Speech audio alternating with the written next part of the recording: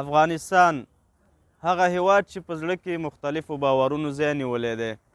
د دغې باورونو اغیز دومره پراخه دی چې لا هم په افغاني ټولنه کې وګړي ورته په یو خاص اهمیت قایل دي.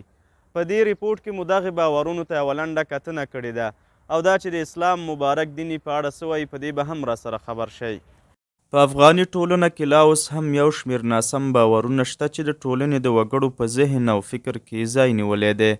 په غیر اختیاري ډول د سترګې رپېدل، د شپې ناوخته د کور جارو کول، په چایو کې د ډکې ګرځېدل او یو شمېر نور هغه باورونه دي چې د ټولنې وګړي خصوصا ښځینه ورته په یوې ځانګړې عقیدې قایل دي.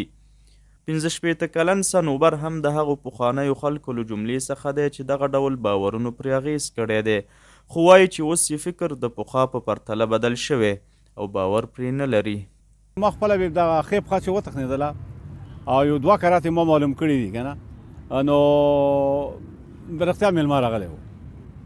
ما چې یو هغه په کولو مطمئن دی که نه چې خدای پاک څه کوي پوه شوې چې دا خبره رښتیا کېږي که نه. هغه رښتیا سوله میلمانه یو 2-3 میلمانه راغله و. دغه څه دی په دې شیانو باندې زه یقین نه کوم پوه شولې که نه چې اوله دغه کاره دا بالکل بې کې دا خو شرک کول دي، دا باید سړی په ونو کې ونه مني په ځان باندې که نه. په افغاني ټولنه کې دغه ډول ناسمو باورونو ځوانان هم اغېزمن کړي او وایي چې دوی اوس هم په ورځني ژوند کې ورسره زیات مخ کیږي.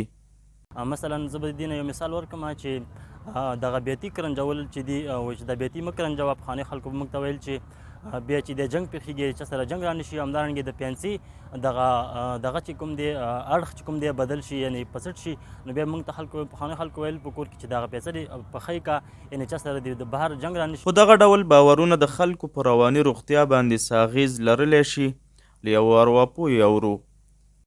اما هغه باورونه چې د جهالت، خرافات او ناتدبیر شوي توګه په ټولنه کې عام شوي دي، متاسفانه چې دغه باورونه رواني روغتیا د ورځ تر بله منفي اغیزه لري او ګواښونکي دي. د اسلام مبارک دین نه یوازې دا چې په ټولنه کې دغه ډول ناسم باورونه ردوي، بلکې مسلمانانو ته سپارښتنه کوي ترڅو ځانونه ترې وساتي.